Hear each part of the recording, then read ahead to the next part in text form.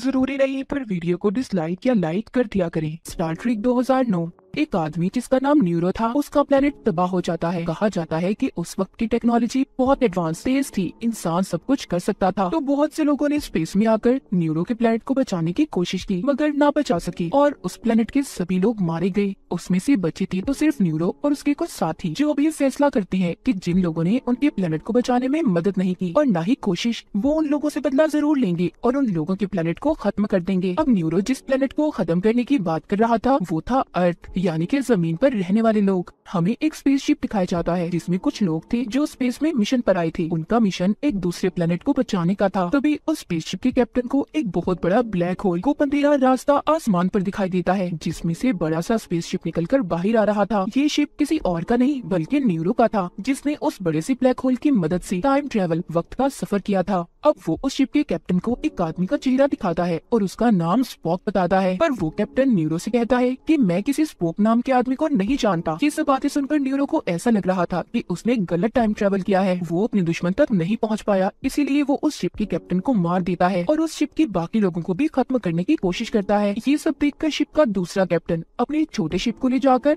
Neuro से टक्कर करने वाला था ताकि वो उसके शिप को तबाह कर सके। अब जो लोग यहाँ पर मिशन पर आए थे उनमें दूसरे कैप्टन की बीवी भी थी जो माँ बनने वाली थी, जिसकी हालत बहुत खराब हो रही थी। थोड़ी ही देर बाद दूसरे कैप्टन की बीवी के यहाँ एक बच्चा पैदा होता है। कैप्टन अपने बच्चे का नाम जेम्स रखता है, जिसके बाद वो अपने शिप को ले जाकर न्यूरो के शिप से टक्कर कर देता है, जिससे उस कैप्टन की मौत हो गई थी। पर उसने अपने शिप के सभी लोगों को बचा लिया था, जिसमें उसकी बीवी और बच्चा भी था। अब कुछ सालों बाद हम कैप्टन के उसी बच्चे को देखते हैं जो काफी बड़ा हो चुका था। वो अपने सौतेले डैड की गाड़ी को चुराकर तेज स्पीड में चला रहा था। उसके पीछे पुलिस लगी हुई थी क्योंकि वो इतना बड़ा नहीं था कि वो गाड़ी को चला सके। तभी उसकी टक्कर होती है। वो एक पहाड़ी से नीचे गिरने वाला था मगर बच जाता है। इसके बाद अब हम एक दूसरे प्लेनेट पर छोटे स्पोक को देखते हैं। ये वही बच्चा था जिसके बारे में कहानी के शुरू में न्यूरो ने कैप्टन से पूछा था ऐसा क्यों था और ये सारा चक्कर क्या था, ये हमें कहानी में आगे जाकर पता चलेगा। पर अभी स्पोक बहुत छोटा था और बहुत ज्यादा ज़हीन कि उसे हर छोटी से छोटी चीज लिखी या पढ़ी हुई याद रहती थी। पर जिस प्लेनेट पर स्पोक रहा करता था वहाँ के लोग उसे कभी भी काम में या किसी भी मिशन में शामिल नहीं करते थे, क्योंकि उनका मानना ये था कि स्पोक की मॉम एक आम इंसान है। इसी तरह स्पोक बड़ा हो गया था। उसके चेहरे पर हमेशा मायूसी रहती थी क्योंकि उसके प्लेनेट के लोगों ने उसे कभी कबूल ही नहीं किया। अब स्पोक बड़ा तो हो गया था पर वो किसी भी तरह प्लेनेट के लोगों के सामने खुद को बेहतर साबित करना चाहता था। दूसरी तरफ हम जेम्स को देखते हैं जो जैसे जैसे बड़ा हो रहा था अय्याश और बदतमीज बनता जा रहा था। वो एक बार में लड़की के साथ फ्लर्ट करता है या फिर उसे अपनी बातों में लगा रहा था। तभी उसे बार के सिक्योरिटी गार्ड्स बाहर जाने का कहते हैं मगर वो नहीं जाता। इस बात पर गार्ड्स उसकी खूब पिटाई करते हैं। तभी वहाँ पर एक आदमी आ गया था जो किसी स्पेसशिप का कैप्टन था। वो जेम्स से बात करता है और कहता है कि तुम्हारे डैड के साथ मैं काम कर चुका हूँ जिन्होंने 800 लोगों की जान बचाई थी। ये आदमी उसी दूसरे कैप्टन की बात कर रहा था जो लोगों को न्यूरो से बचा रहा था, यानी कि वो जेम्स के डैड थे। वो आदमी अब जेम्स से कहता है मैं जानता हूँ तुम भी अपने डैड की तरह बहुत बहादुर हो, तुम्हें अपनी जिंदगी में सिर्फ एक मकसद चाहिए, तुम हमारी एकेडमी को ज्वाइन करो, तुम भी स्पेस में जा सकते हो, तुम्हें बहुत अच्छी ट्रेनिंग दी जाएगी। वैसे तो जेम्स इन चीजों को पसंद नहीं करता था पर उस कैप्टन की बातों का उस पर बहुत गहरा असर हुआ था। वो इनकी एकेडमी को ज्वाइन कर लेता है। उधर ही जेम्स उस लड़की को भी देखता है जिसकी वजह से इसने बार में मार खाई थी। अब जिन जिन लोगों ने इस ट्रेनिंग प्रोग्राम में हिस्सा लिया था 3 साल बाद सब अपने कामों में माहिर हो गए थे। इन्हें अब इनकी पोस्ट दी जानी थी मगर इससे पहले उन्हें एक टेस्ट को पास करना होगा। वो था कि दुश्मन से कैसे अपने स्पेसशिप को रेस्क्यू बचाना है। ये प्रोग्राम स्पोक ने डिजाइन किया था और इस टेस्ट को पास करना हर किसी के बस की बात नहीं थी। पर जेम्स उस टेस्ट को ऐसे पास करता है कि जैसे वो इस काम में बहुत ही माहिर हो। स्पोक जब जेम्स की इस महारत को देखता है तो उसे ऐसा लगने लगा था कि जेम्स चीटिंग से टेस्ट को पास करता है। वो उसके खिलाफ अपनी अदालत में केस भी फाइल कर देता है।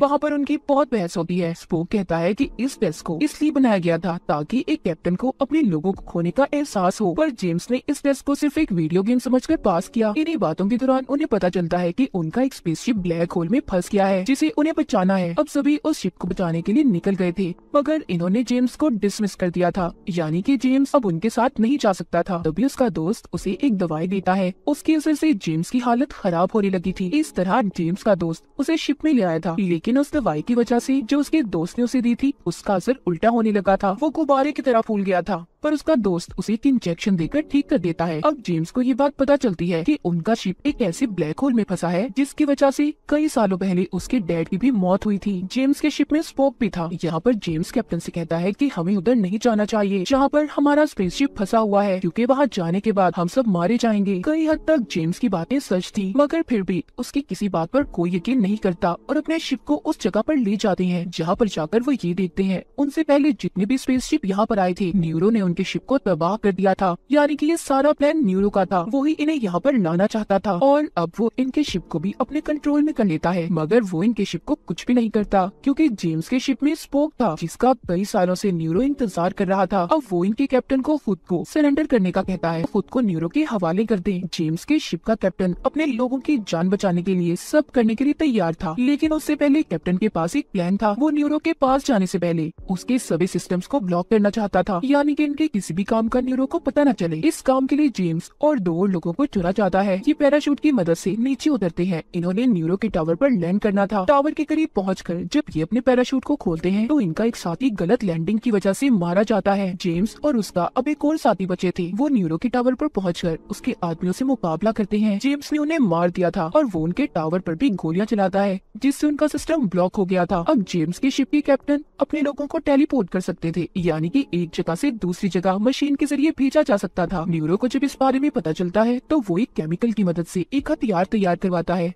जिसकी मदद से आर्टिफिशियल ब्लैक होल बनाया जा सकता था। उसका प्लान ये था कि वो उसे स्पोक के प्लेनेट के अंदर फेंक देगा जिससे वो ब्लैक होल स्पोक के प्लेनेट को निकल जाएगा। वो उसके प्लेनेट को तबाह होते देखना चाहता था। अब वो उस हथियार को प्लेनेट पर फेंक देता है। उधर जेम्स भी अपने साथी के साथ न्यूरो के टावर से छलांग लगाता है जिससे वो वॉल्केनो ज्वालामुखी में गिरने वाला था, मगर उन्हें जल्द ही कैप्टन टेलीपोर्ट कर लेते हैं जिससे वो अपने शिप में वापस आ गए थे। अब वो ब्लैक होल जो न्यूरो ने बनाया था वो स्पोक के प्लेनेट को निकलने वाला था, इसीलिए वो जल्द ही टेलीपोर्ट होकर अपने प्लेनेट पर अपनी फैमिली को बचाने जाता है। अब वो जब सबको लेकर अपने प्लेनेट से वापस टेलीपोर्ट हो रहा था तो उसकी मॉम वहीं पर प्लेनेट में रह गई थी। स्पोक वापस आकर अपने प्लेनेट को तबाह होते देख रहा था। उसने अपनी मॉम को भी खो दिया था, पर अभी भी उसके चेहरे पर कुछ भी नजर नहीं आ रहा था, ना कोई उदासी ना दुख। स्पोक अपनी फीलिंग अपने जज्बात को किसी के सामने भी नहीं लाता था। उधर न्यूरो जेम्स के शिप के कैप्टन को पकड़कर बांध देता है। वो उससे उसकी एकेडमी की सारी इंफॉर्मेशन निकलवाना चाहता था। जब कैप्टन उसे कुछ भी बताने से मना करता है तो वो एक अजीब सी कीड़े को कैप्टन के मुंह में डालने वाला था जिससे उसे बहुत तकलीफ हो रही थी। इधर शिप में जेम्स स्पोक से कहता है कि हमें हमारे कैप्टन को बचाना होगा,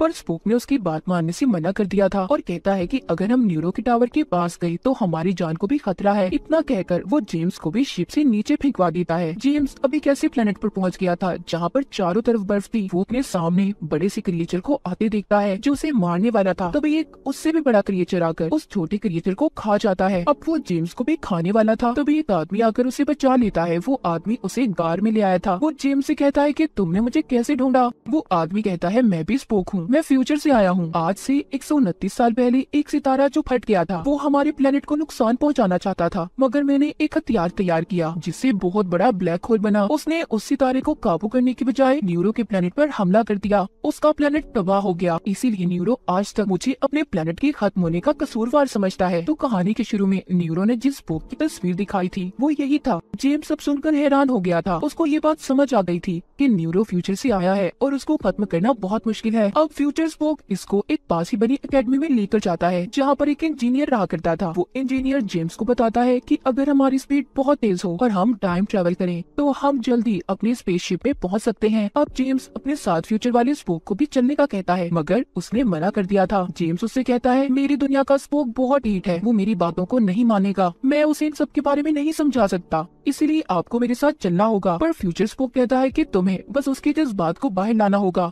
वो सब समझ जाएगा। अब जेम्स और इंजीनियर दोनों टेलीपोर्ट होकर अपनी शिप में आ गए थे, मगर गलती से इंजीनियर एक टनल में फंस जाता है। जल्दी जेम्स ने उसे बचा लिया था। वहीं पर गार्ड्स भी इन्हें पकड़ लेते हैं। स्पोक यहाँ पर जेम्स को देखकर बहुत हैरान था, क्योंकि जो टाइम ट्रेवल जेम्स करके वापस आया था वो करना हर किसी के बस की बात नहीं थी। स्पोक अपने गार्ड को जेम्स को पकड़ने का हुक्म देता है। तभी जेम्स उससे कहता है तुम्हारा प्लेनेट तबाह हो गया, तुम्हारी माँ मर गई, पर मुझे लगता है तुम्हें किसी बात से कोई फर्क नहीं पड़ता। तभी स्पोक को गुस्सा आ जाता है। वो जेम्स को बहुत मारता है। यहाँ पर जेम्स उसे कुछ भी नहीं कह रहा था। स्पोक के डैड उसे रोकते हैं। अब स्पोक को ये लगने लगा था कि उसका कंट्रोल अब खुद पर नहीं रहा, क्योंकि उसके अब सारे जज्बात बाहर आने लगे थे। इसीलिए वो कैप्टन की सीट को छोड़ देता है। अब शिप का नया कैप्टन जेम्स था। वो सारी बातें जानता था कि न्यूरो को कैसे हराना है। उनके पास इंजीनियर की हाईली एडवांस टेलीपोर्ट टेक्नोलॉजी भी थी, जिस इंजीनियर को जेम्स फ्यूचर से लाया था। दूसरी तरफ न्यूरो अर्थ जमीन तक पहुंच गया था। वो ड्रिल की मदद से अर्थ के दरमियान में सुराख करने वाला था। तभी जेम्स और स्पोक न्यूरो के शिप में पहुंच जाते हैं। जेम्स आकर अपने कैप्टन को ढूंढने लगता है, जिसको न्यूरो ने पकड़ा हुआ था। जेम्स और स्पोक अलग अलग हो गए थे। उन्हें अपना कैप्टन मिल तो जाता है, पर यहाँ पर जेम्स को न्यूरो ने पकड़ लिया था। दूसरी तरफ स्पोक न्यूरो के हथियार को लेकर भाग जाता है। जब ये बात न्यूरो को पता चलती है कि उसका ताकतवर हथियार स्पोक लेकर भाग गया है, तो उसकी सारी तवज्जो अब उसे बचाने में लग गई थी। और इसी बात का फायदा उठाकर जेम्स ने न्यूरो के सभी साथियों को मार दिया था। स्पोक ने उस ड्रिल मशीन को भी तबाह कर दिया था, जो अर्थ में सुराख कर रही थी। अब स्पोक उस हथियार को न्यूरो के शिप की तरफ छोड़ देता है। जेम्स, स्पोक और कैप्टन तीनों टेलीपोर्ट होकर अपने शिप में पहुंच गए थे। उधर अब उस हथियार से ब्लैक होल बनना शुरू हो जाता है।